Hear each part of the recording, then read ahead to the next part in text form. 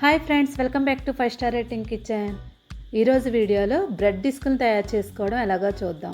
బయటికి వెళ్ళి కొనాలంటే ఎక్కువ రేట్ అవుతుంది కదా, ఈజీగా ఇంట్లో ఎలా తయారు చేసుకోవాలో చూద్దాం.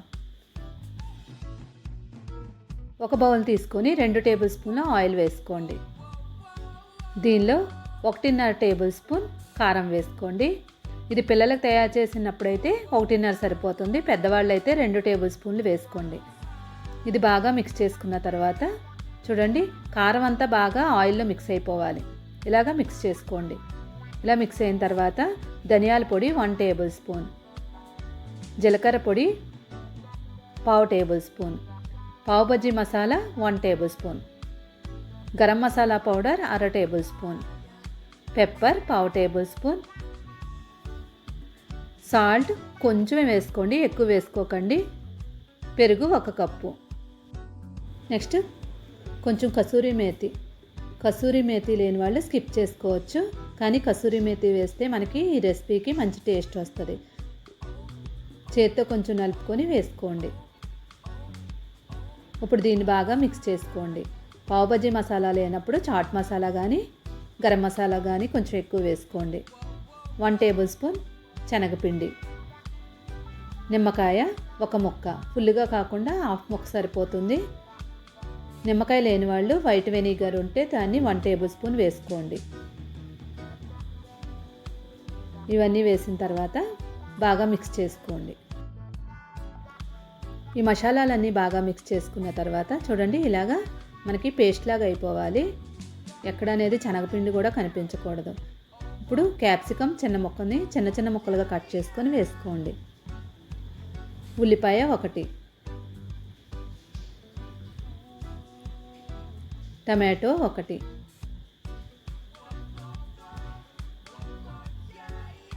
ఇప్పుడు వీటినన్నింటిని మిక్స్ చేసుకోండి. ఇలా మిక్స్ అయిన తర్వాత ఇప్పుడు మనం పన్నీర్ని 100 గ్రామ్స్ తీసుకొని చిన్న ముక్కలుగా కట్ చేసుకొని వేసుకోవాలి. చూడండి, ఇలాగా చిన్న ముక్కలు కట్ చేసుకోవాలి. ఇప్పుడు దీనిలో మిక్స్ చేసేసుకోండి. పన్నీర్ వేసిన తర్వాత గట్టిగా ప్రెస్ చేసుకోకుండా పైనే కలుపుకోవాలి. పన్నీర్ సాఫ్ట్గా ఉంటుంది కదా, అందుకని జస్ట్ మనం పైన మసాలా అంతా పన్నీర్కి పట్టేలాగా మిక్స్ చేసుకోవాలి. ఇలా మిక్స్ చేసుకున్న తర్వాత దీన్ని 10 నిమిషాల పాటు మూత పెట్టి అలానే ఉంచేసుకోవాలి.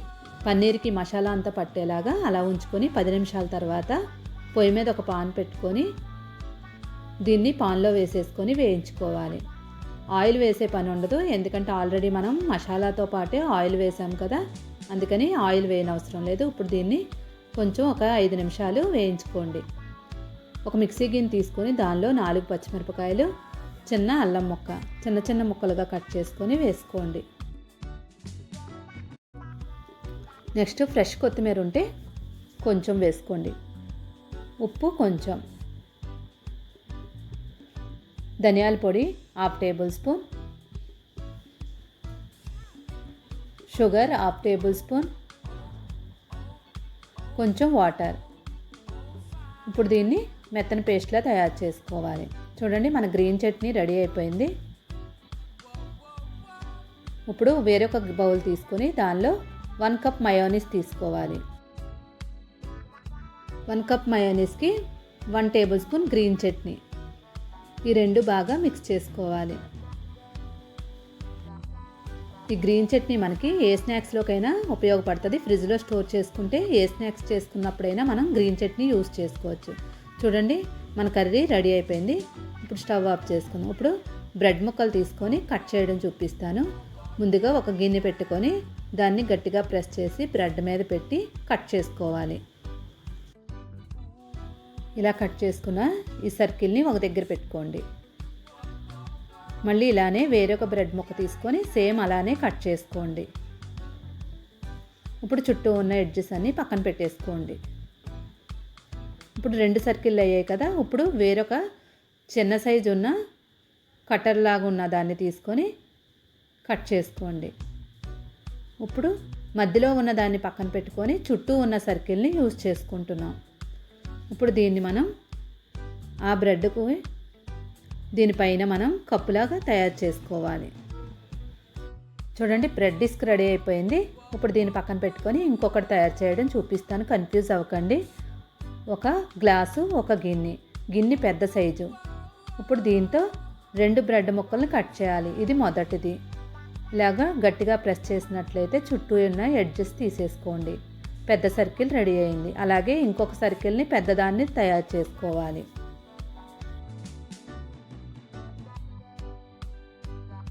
ఇప్పుడు పెద్ద 2 సర్కిళ్ళు రెడీ అయ్యాయి కదా. పెద్ద సర్కిల్ గిన్నె పక్కన పెట్టుకొని కొంచెం సైజు చిన్న ఉన్న గ్లాస్తో చుట్టూ ఉన్న సర్కిల్ని తీయడానికి ట్రై చేయాలి. చూడండి ఇప్పుడు కట్ చేసుకుంటే చుట్టూ ఉన్న సర్కిల్ వస్తుంది. ఇప్పుడు దీన్ని ముందుగా తయారు చేసుకున్న పెద్ద సర్కిల్ దాని మీద పెట్టుకొని బ్రెడ్ డిస్క్ తయారు చేసుకోవాలి. ఇప్పుడు మిగిలిన బ్రెడ్ ముక్కలు లోపలవి చిన్న సైజు మిగిలాయి కదా, వాటిని దానికన్నా చిన్న సైజు ఉన్న కప్పును తీసుకొని ట్రై చేయండి. ఇలాగే మొత్తం అన్నింటినీ తయారు చేసుకోండి. ఇప్పుడు వీటిని అన్నింటినీ పక్కన పెట్టుకోండి. ముందుగా ఓ బ్రెడ్ డిస్క్ని తీసుకొని కిందున్న భాగాన్ని దానిపైన 1 table spoon mayonnaise and green chutney కలిపిన పేస్ట్ని దీనిపై అప్లై చేయండి. ఇలా దీనిపై అప్లై చేసిన తర్వాత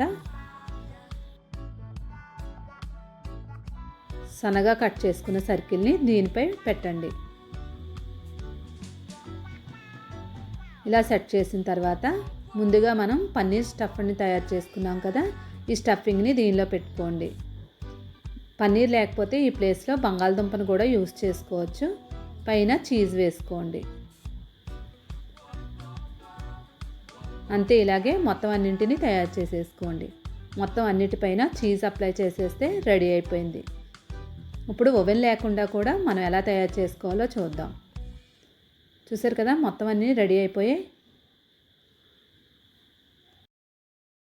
పొయ్యి మీద ఒక కళాయి కానీ, పాన్ కానీ, కుక్కర్ కానీ ఏది ఉంటే అది పెట్టుకొని దాంట్లో సాల్ట్ వేసుకోండి.